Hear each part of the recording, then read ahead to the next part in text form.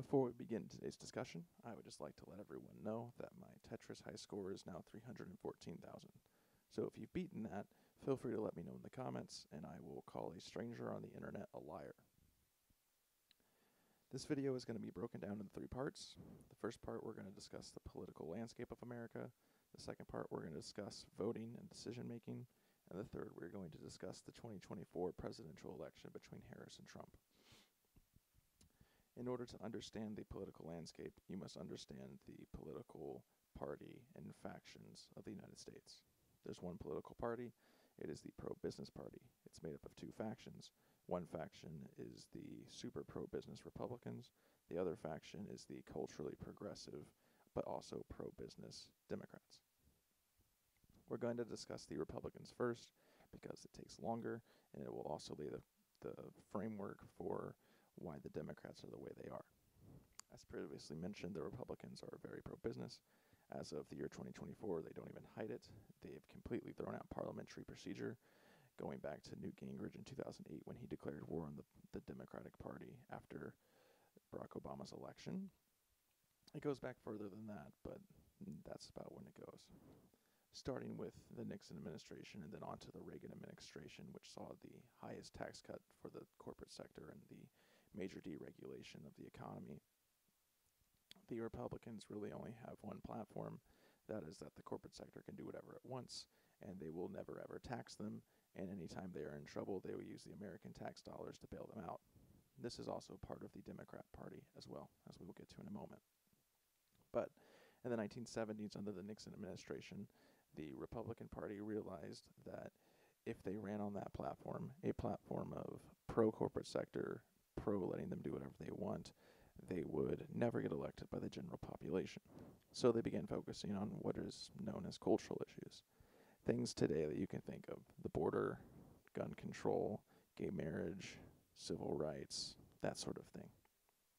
The Republicans focused all of their attention on winning voters by these small issues and by making a small but loud enough portion of the population scared enough that people are going to come take their guns, the city was a dangerous, horrible place to be, and that all this stuff is going to come get you. Things like dog whistle racism, outright xenophobia, like the idea of the Great Replacement, and of course abortion. Republicans very, very, very much wanted that white Christian vote, so they pretended, and I cannot stress this enough, pretended. Look at Ronald Reagan's term as governor in California and how much he helped out abortion, and see if he really cared whether people are getting abortions or not. But they knew that if they convinced people that they believed that abortion was wrong, they could get votes every single year and become into power and to continue to do the things they wanted to do, which is no taxes on the corporate sector.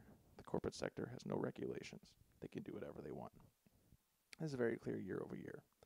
Of course, this led into a snowball effect. The more you tell people that they have things to be afraid of, the more people become afraid, the more dangerous those people become. This has become very evident over the years with domestic terrorist attacks, bombings of Planned Parenthood, and so on and so forth. It was mostly clear during the events of the Trump presidency, especially during the events of January 6th, in which Trump supporters stormed the Capitol and tried to murder congresswomen and men, and of course led to directly to the deaths of 5 police officers, at least one of whom was beaten to death by those people outside of the White House. This is all part of the course. This was all planned. The more people are afraid and scared, the more they're willing to do irrational things. We'll get into that later. But this lays the groundwork for the Democrat Party, who is also very pro-business and legislation-wise, outside of progressively cultural issues, rarely vote for anything that is not pro-business. This was seen in a couple different presidential administrations. Carter's administration broke up the trucker union, which has now led to a 20% decrease in truck driver wages. Bill Clinton finalized NAFTA, which allowed for the corporate sector to move manufacturing and production jobs overseas, cutting down on jobs for those who are within the high school graduate or not level.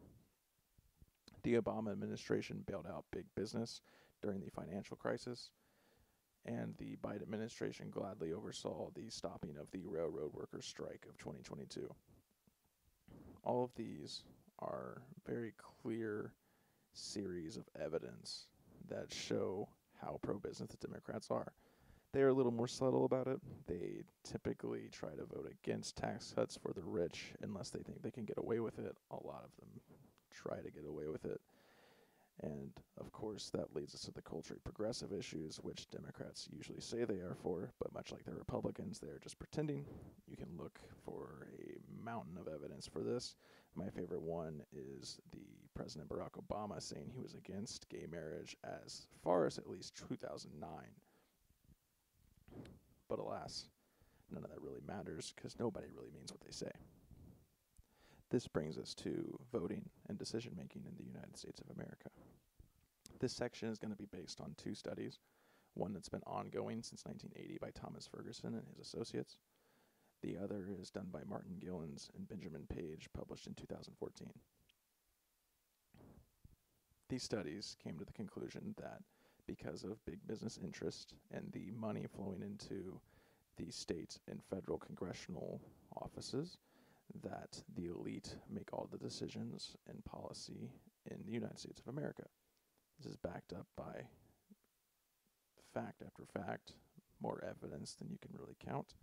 But the main theme is this: unless the elite policy lines up with the policy that the lower and middle classes of the United States want, the lower and middle classes do not get their way.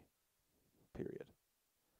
These studies compare it to the voting rights situation of the early years of the United States when it was only white men who owned property who could vote.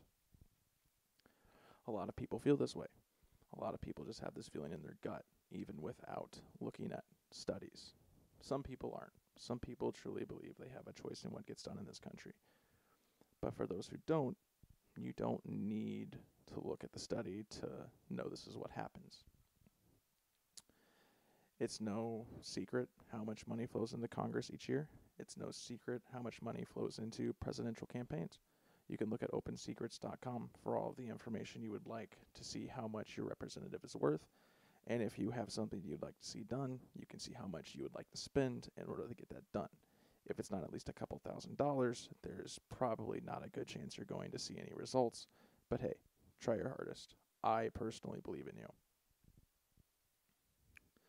It's unfortunate because we should live in a place where people see what they want done, but we don't.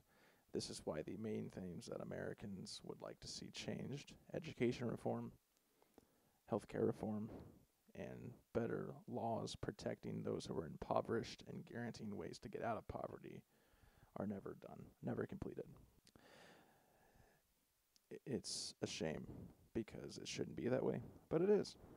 That is why, and being very specific with this, when people say your vote doesn't matter, they don't mean you're not choosing your representative, or they don't mean that if you don't live in those specific states that are in the United States that choose the president, you don't choose the president.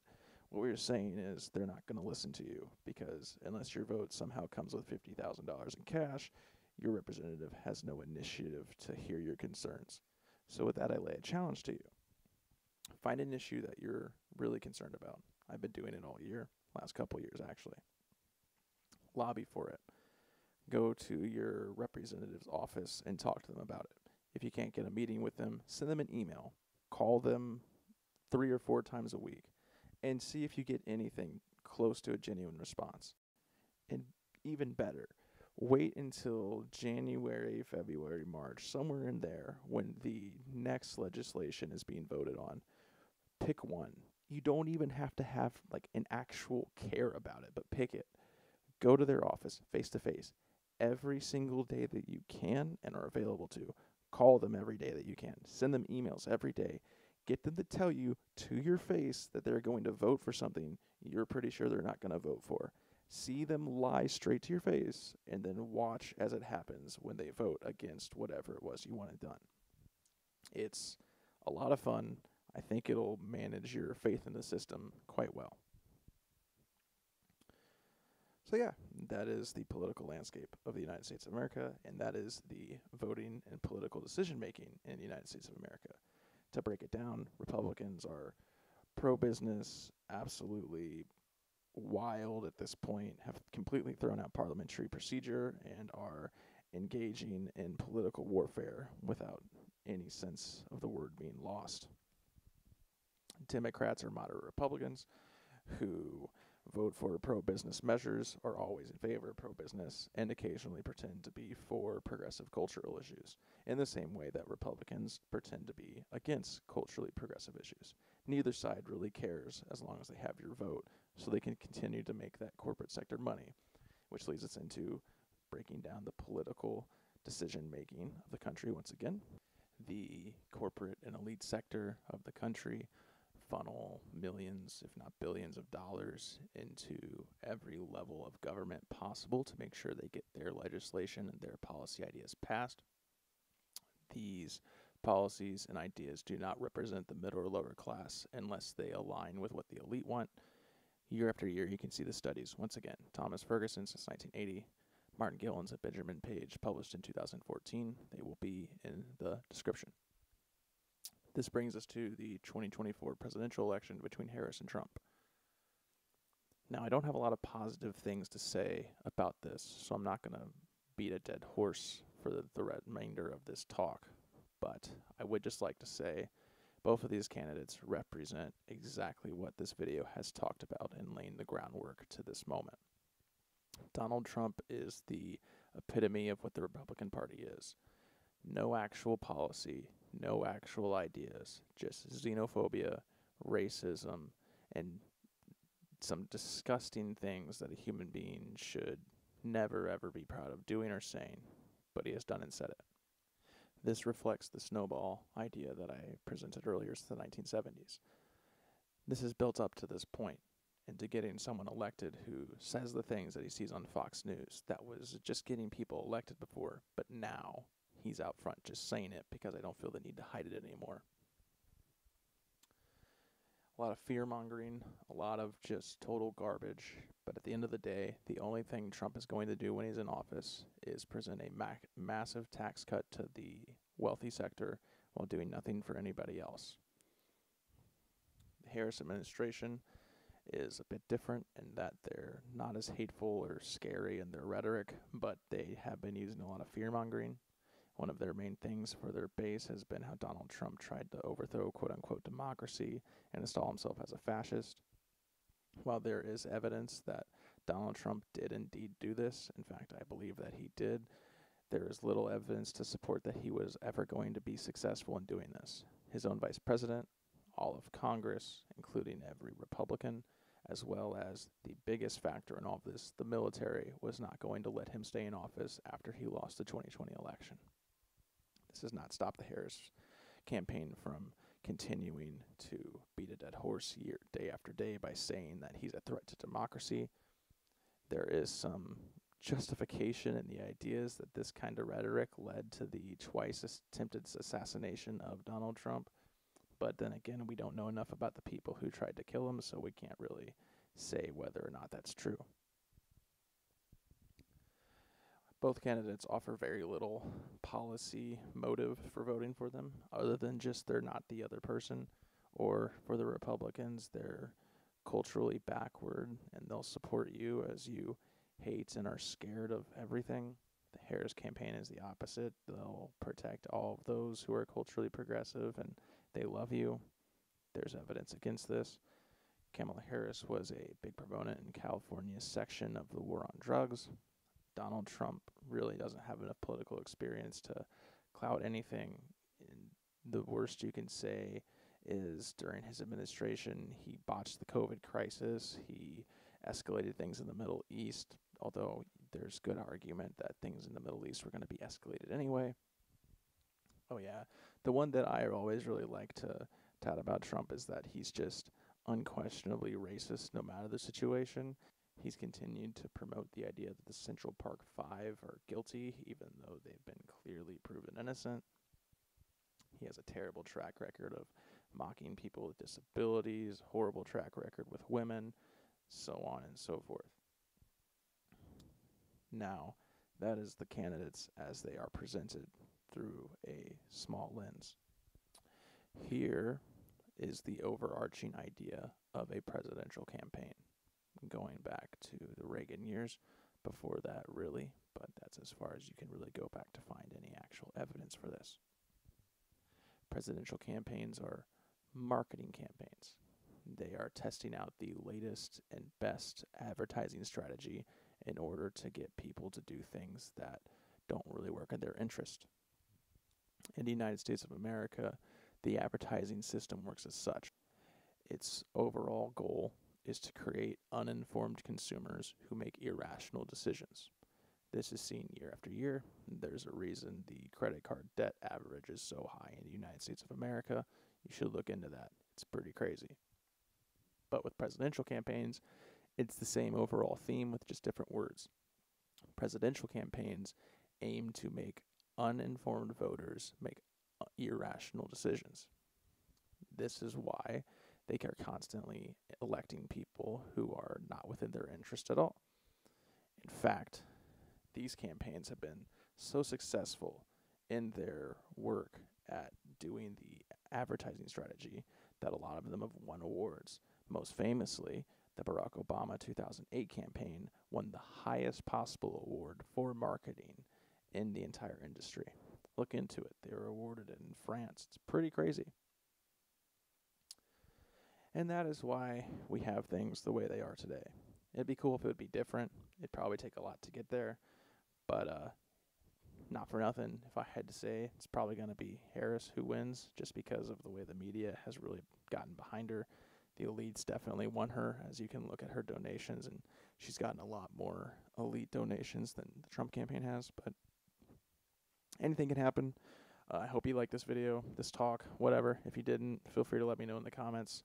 Whatever, I don't really care. Bye.